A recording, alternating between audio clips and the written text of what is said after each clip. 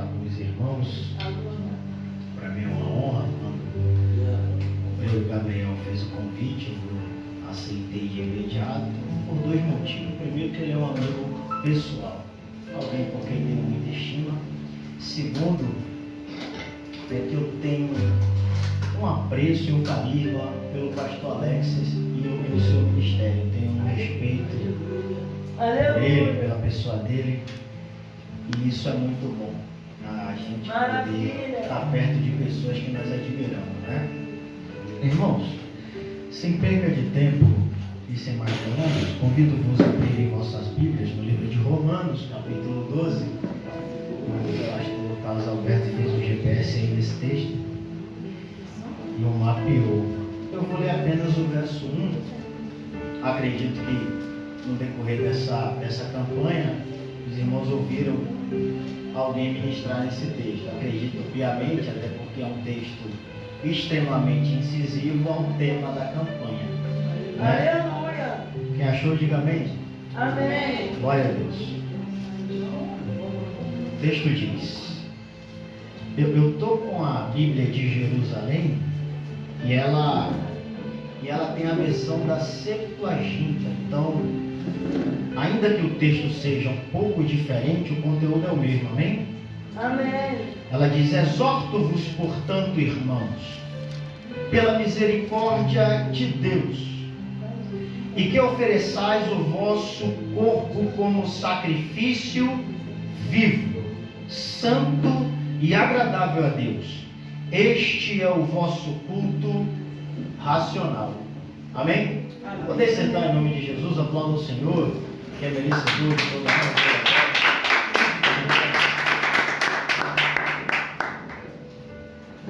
Amém?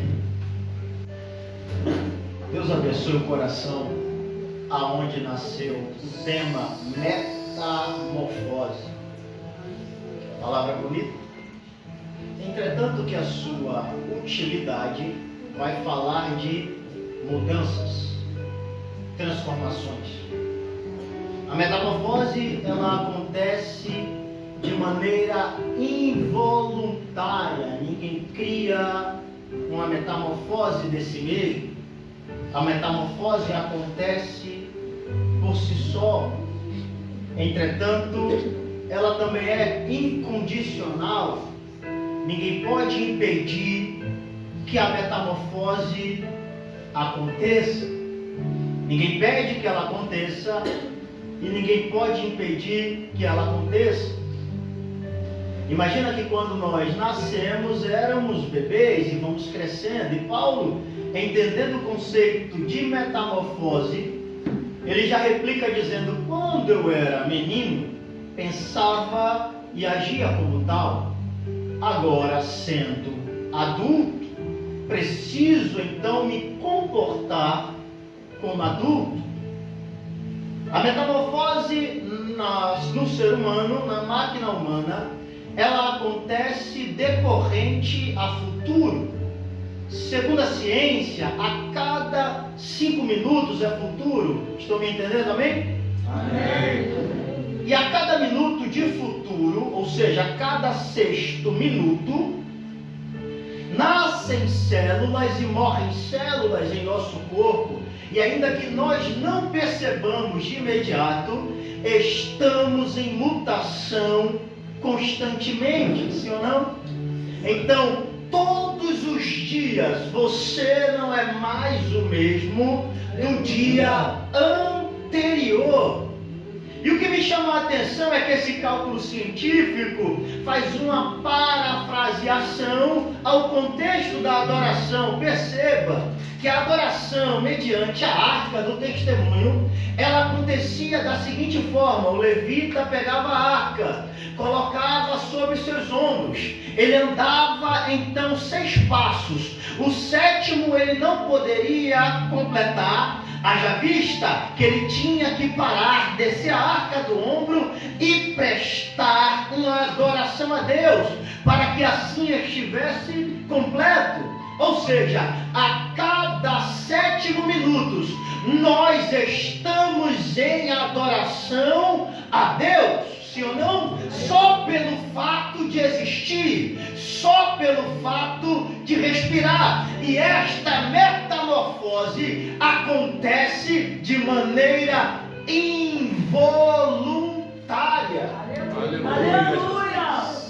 Entretanto, o conceito de mudança vai nos dar um conceito de transformação. E aí Paulo vem com a grande transformação, que ele diz: eu vos exorto, ou seja, eu vos ensino, eu vos doutrino, eu vos aconselho que apresenteis essa transformação que acontece todo dia, a cada 6 minutos, a Deus, como sacrifício vivo. E ele vai dizer: e isso é o vosso culto inteligente, ou seja, e este é o culto maduro, e este é o culto que não fere, e este é o culto que não afronta, e este é o culto que muda, e este é o culto que transforma. Aleluia. Só que quando ele coloca o conceito intelectual num conceito formal da ciência humana, constituindo a espiritualidade, estão me entendendo? Nós vamos entrar para o conceito de metanoia. Aleluia.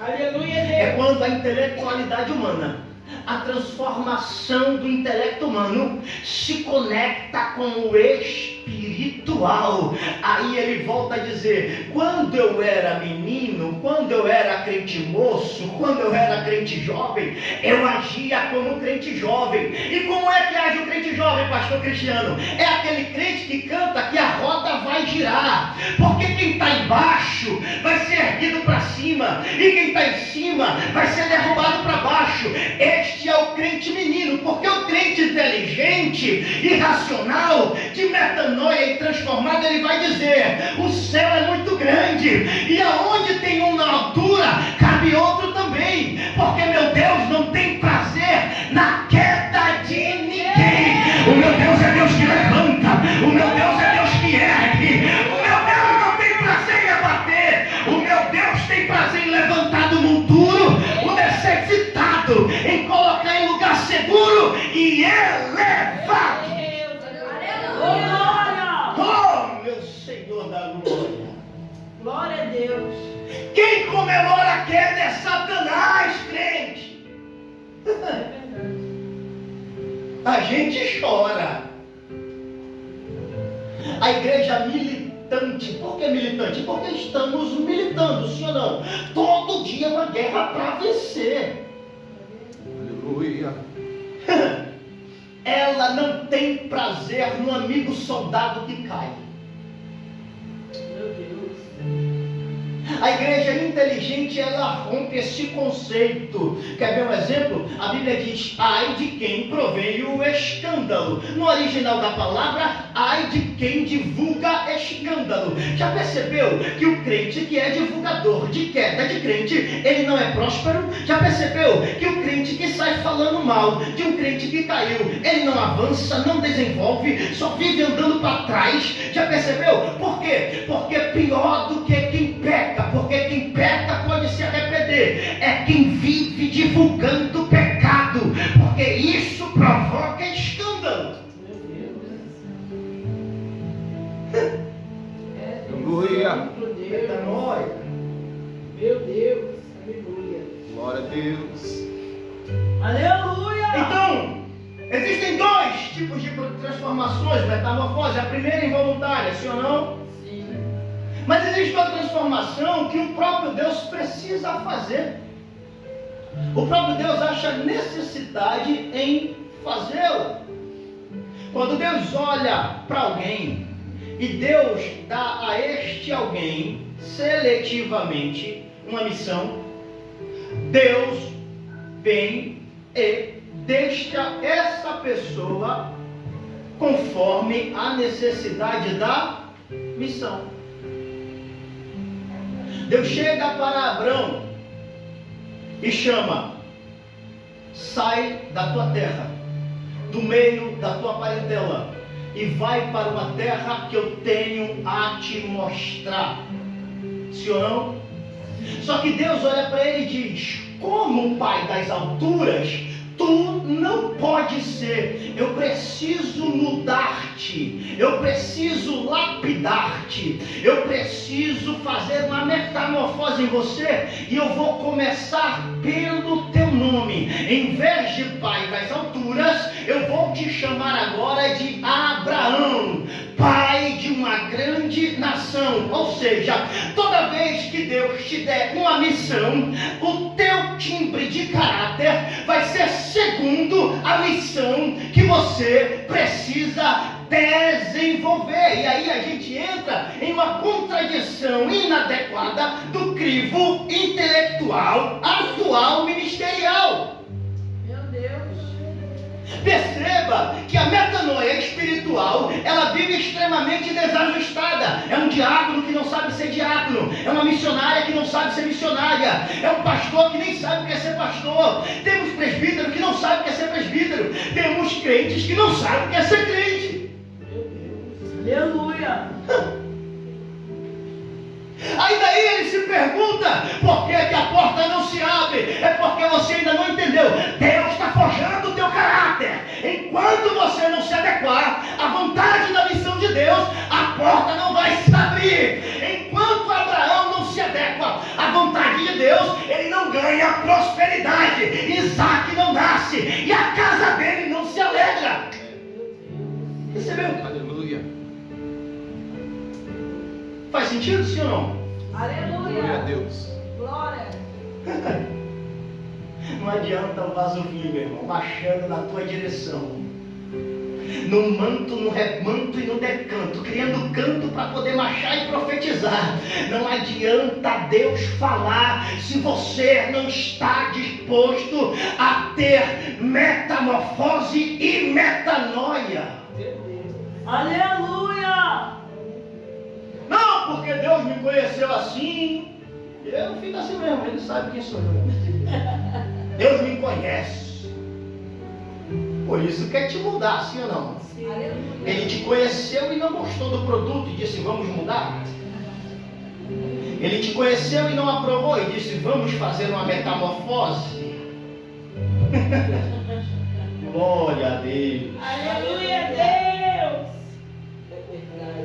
Aleluia, Jesus. Deus olha para Sara, ou Sarai, e diz: não pode ser. Sarai briguenta, Sarai problemática. Não pode. Eu prefiro que você seja princesa. Aleluia. Então Aleluia. vamos chamar de Sara, princesa. Esse negócio de ser crente barraqueira não pode. Não, isso não é dessa. Eu sou assim, não é não. Assim.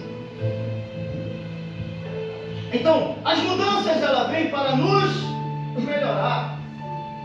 E através da mudança a bênção é multiplicada.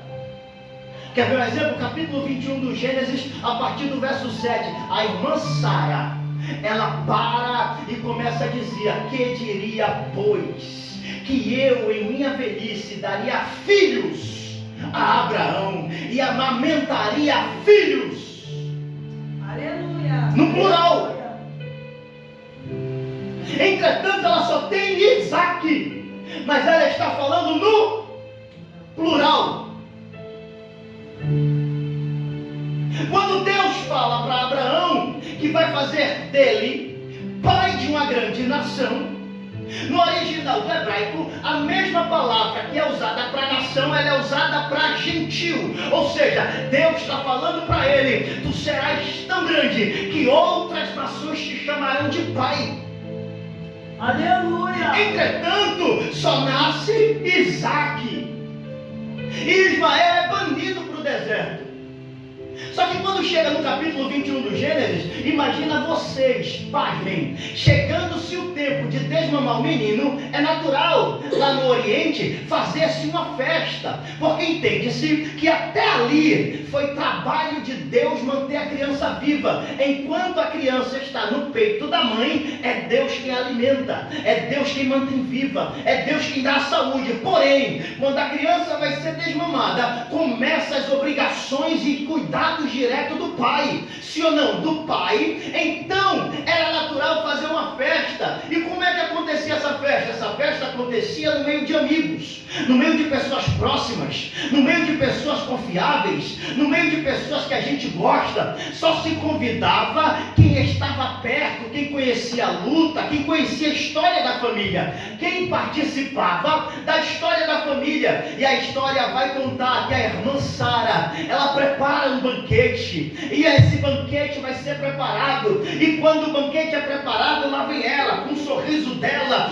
do lado, e ela vai apresentando aqui a Isaac, meu filho, sorriso, meu filho. Enquanto ela apresenta o menino, a história vai contar que as pessoas ficam olhando para ela e dizendo: será que Isaac é filho dela mesmo? Não parece tanto com ela, será que é dela mesmo? Ela já tentou bular a lei antes, perceba, porque tem gente que só vê a rachadura do vaso, não vê que o vaso foi amassado, transformado em um vaso novo. Tem gente que olha para o passado do vaso e começa a apontar o passado do vaso, e aí o pessoal só vai tocar na ferida da irmã Sara. A história conta que a irmã Sara corre para um canto, começa a chorar e orar a Deus e dizer: não é possível, eu orei tanto por esse menino, eu chorei tanto por esse menino, eu subi tanto monte por essa bênção, e agora tem gente duvidando do que Deus me deu. Para chegar até aqui, só eu sei o que eu passei. Tem gente que pensa: só eu sei o que eu passei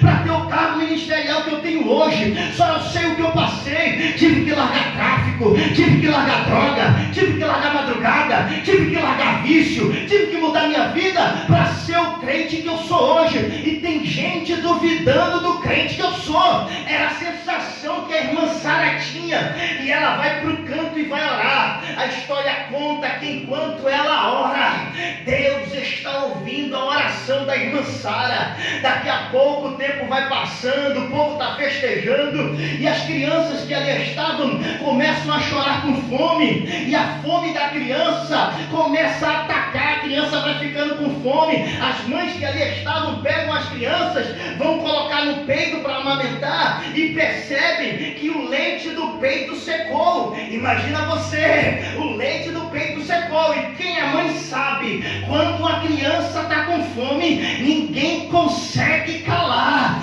Então, um lugar de festa só tem choro, um lugar de festa só tem grito. Sabe por quê? Porque duvidaram da bênção da irmã Sara. Então lembraram e disseram: mas rapaz, o que está acontecendo? Que essa criança só chora, que esses meninos só choram. E logo a irmã Sara olha e diz: devem estar com fome. E como dizem: como você sabe? Tato de mãe, mãe sabe quando a criança está com fome. E logo elas dizem assim: e o que vamos fazer? Ela diz: ué, dá um peito para eles. E as irmãs vão dando peito e diz: não tem leite, o leite secou. Ela diz: não tem leite aí não? Tem leite aqui, vem cá. Ela amamenta 1, amamenta 2, amamenta 3, e vai amamentando, e vai amamentando, e vai amamentando. Sabe por quê? Porque o caráter da irmã Sara mudou. Se ela fosse a irmã Sarai, ela ia dizer: não, não, não, o leite do meu peito é para o meu filho. Não duvidou da bênção de Deus? Agora não vai provar do maná. Mas crente transformado é diferente. Tem problema não, quer duvidar, duvida. Mas quando precisar de oração, tem aqui. Quando precisar de alguém para guerrear a tua guerra, tem aqui. Porque eu posso até lutar sozinho, mas a bênção que Deus me deu é para mim e meus irmãos. Aleluia! Aleluia! Glória a Jesus. Maravilha, Senhor. Oh, glória! Isso é uma mentalidade transformada. Precisamos ter uma mentalidade transformada. Glória a Jesus. Guerrear menos. Até porque, se você parar para perceber, a união entre irmãos é a espada e o escudo que defende o reino. Quer ver um exemplo? Livro de Atos, capítulo 2. Se eles estavam reunidos, e ali está falando de reunião, ou seja, algo que acontece recorrente. O Espírito Santo descia e enchia toda a casa. Quando eles estavam reunidos, Deus enviava os que haviam de ser salvos. Ou seja, quando a igreja está unida, o inimigo começa a perder terreno. Sabe por que a igreja perde batalhas? Porque a igreja vai degladiando entre si. Ela cria uma batalha e uma guerra civil entre eles. Até porque pregamos por muito tempo mensagens de guerra civis, já percebeu? Muito se ouvia, cuidado com o que você coloca dentro da sua casa, sim ou não? Cuidado com o que você traz para perto de você, sim ou não? E se esqueceram que aonde a luz, a treva é dissipada. Ou seja, eu quero mais é trazer gente para perto de mim, em vez de expulsar. Ou seja, a igreja precisa buscar a unidade. Porque quando a igreja se reúne, o inferno monta logo um gabinete de crise. Porque o inferno entende, a igreja unida, ela vence todas as batalhas. Glória a Deus. Essa é a mentalidade de Cristo. Glória a Deus. Eu já estou caminhando para o final. Pretendo não me alongar. Então, a contextualização qualificada do nosso tema está em metamorfose. É impossível você estar neste ambiente e não se transformar. Quer ver um exemplo? Você já sai de casa diferente. É impossível você vir para um culto como esse e não prestar atenção no que vai vestir. Sim ou não? A roupa que vai ficar adequada.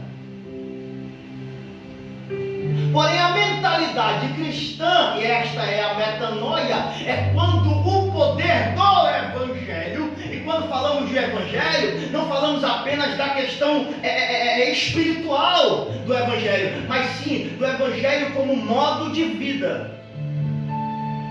E esta é a metanoia. Ela vai me ver como eu vou me vestir em qualquer lugar. Como eu me comporto em qualquer lugar. Porque a transformação começa aqui.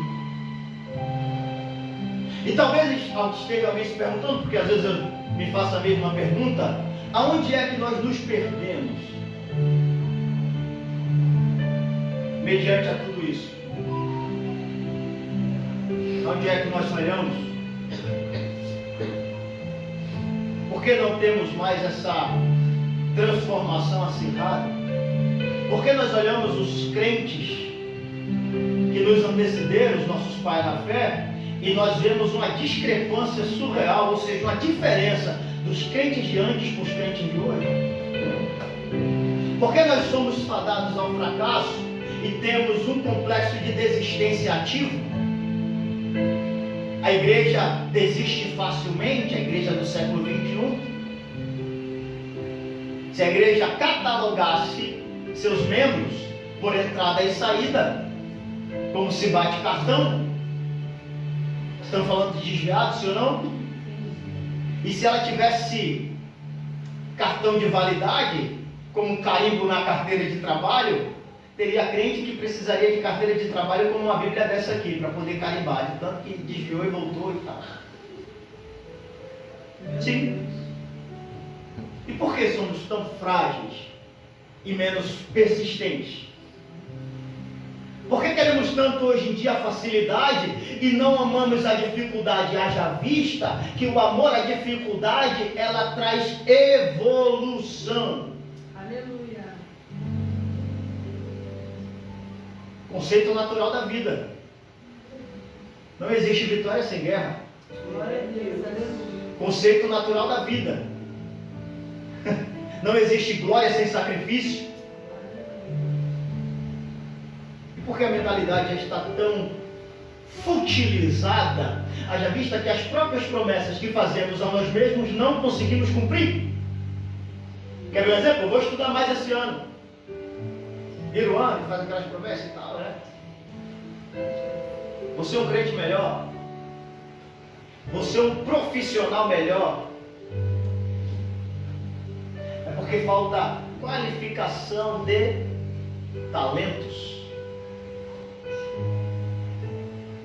Imagina você que quando a gente vai olhar a parábola do talento, eu particularmente fico um pouco meio que perplexo. Jesus pega uma moeda grega e vai fazer uma parábola a respeito dela. Eu me pergunto por que ele não usa o termo denário, já que a moeda da época era o denário, a moeda hebraica. Mas ele vai dizer, porque o reino dos céus é semelhante a homem que tem talentos. E tendo ele esses talentos, ele vai dividir entre seus servos. A um ele dá 5, ao outro ele dá 2, e ao outro ele dá 1. E ele sai em viagem e depois ele volta. E voltando ele vai cobrar a multiplicação dos talentos. E ao que deu 5 lhe trouxe 10. Ao que deu 2 lhe trouxe 5. E o 1 pegou o talento e enterrou. E ele enterrou porque ele disse, olha, eu conheço a ti, que tu cega aonde não plantas, então temi. Por isso enterrei o talento, para não se perder. Meu Deus. E logo o Senhor responde, por que não desce o meu talento aos banqueiros, para que ele granjeasse, e quando eu chegasse, o talento estivesse ainda maior? Ou seja, aquele que esconde o talento, ele é o pior de todos. Só que a palavra talento está relacionada à moeda grega, e para quem não sabe, o grego não pagava salário só pelo fato de alguém trabalhar. Olha aí a mentalidade do grego, a metanoia. Não é o fato do pedreiro chegar na obra que ele já tinha que ganhar, ele tinha que fazer a obra, e a obra tinha que ser bem feita. Por isso o nome talento. Talento é quando alguém é tão bom no que faz, que ele faz com pouca dificuldade. Entendeu? Glória a Deus. Sim ou não? Aí Jesus está dizendo o seguinte, no reino dos céus, você não ganha só por vir ao culto, você tem que fazer a sua parte e fazer bem feito. Meu Deus. Aleluia. Se é para cantar, cantar direito. Se é para pregar, prega direito. Pelo amor de Deus, para desse negócio de dizer que é porque é para Jesus. É para Jesus, tá bom. Se a gente que está aqui não quer ouvir, imagina Deus que é excelso. Imagina como ele vai querer receber.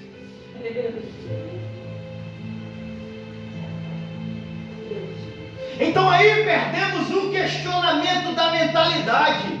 Nós esquecemos a quem estamos ofertando, a quem estamos tributando. Ele ainda é rei dos reis, ele ainda é senhor dos senhores. Eu preciso dar o meu melhor para ele. Eu preciso dar o meu melhor para ele, pelo amor de Deus. Tem gente que respeita mais o patrão do que a Deus. Tem gente que teme mais ao pastor do que a Deus. Quando está em pecado, quando vê o pastor se esconde. Está lá no bar, vê o pastor se esconde. Desvia quando vê o pastor se esconde. E Deus está olhando para você e dizendo, eu dei meu filho em morte de cruz. Todo dia te dou fôlego de vida, te dando oportunidade. E eu quero ver tentar se esconder do meu golpe de vista. Se o crente temesse a Deus, ele jamais desviaria. Aleluia. Oh, glória. Glória a Deus, Senhor. Aleluia, Jesus. Deus é vivo. Aleluia. Aleluia. Deus é real. Glória a Deus. Aleluia, Jesus. Ah, Jesus. E se quisermos sermos transformados com a mentalidade de Deus, E mentalidade aqui, eu levo direto para caráter, sim ou não? Nós precisamos conviver mais com Deus, porque a convivência gera semelhança. A Bíblia, meu irmão. Pedro tentou fugir, não conseguiu. Tu fala igual a ele. Tu fala igualzinho. Eu não é. Por exemplo, eu sou nordestino. Dá para perceber. Mas tanto tempo morando no Rio de Janeiro, a gente pega um pouco do sotaque. Se for para outro lugar do país, para São Paulo, você vai passar um tempo e vai estar falando porta. Porque a convivência gera semelhança. Por isso que precisamos, para ser santo, buscar andar no meio dos santos. Aleluia. Aleluia. Glória a Deus. Glória a Deus. Fique de pé. Aleluia. Aleluia. Já estou finalizando. Maravilha. Mensagem curta. Aleluia, Deus. Então a nossa mentalidade, ela é mudada por aquilo que nós buscamos. Eu quero orar com você hoje. Eu quero te convidar a orar, a buscar a essência de Deus. Aleluia. Eu quero te convidar a orar, que toda vez que você precisar de tomar uma atitude ou decisão, você se perguntar, como será que Jesus faria? Meu Deus.